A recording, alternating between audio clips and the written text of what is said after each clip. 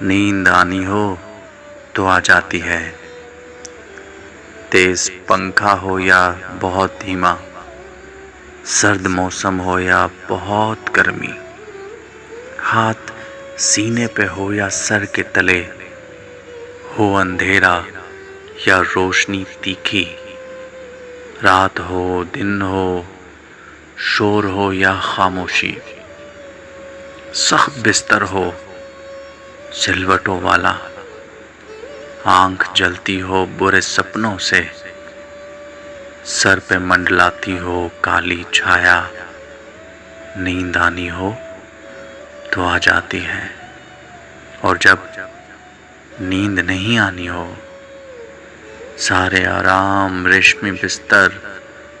لوریاں گاتی ہوئی مند ہوا، سب دھرے کے دھرے رہ جاتے ہیں۔ کام کرتی ہے دوا نہ دعا، نیند کی وادیوں سے دور کہیں، پلکیں کروٹیں بدلتی رہتی ہے، بند آنکھوں کو چیر کر جیسے نظریں کچھ ڈھونڈتی رہتی ہیں، جب کبھی نیند نہیں آنی ہو۔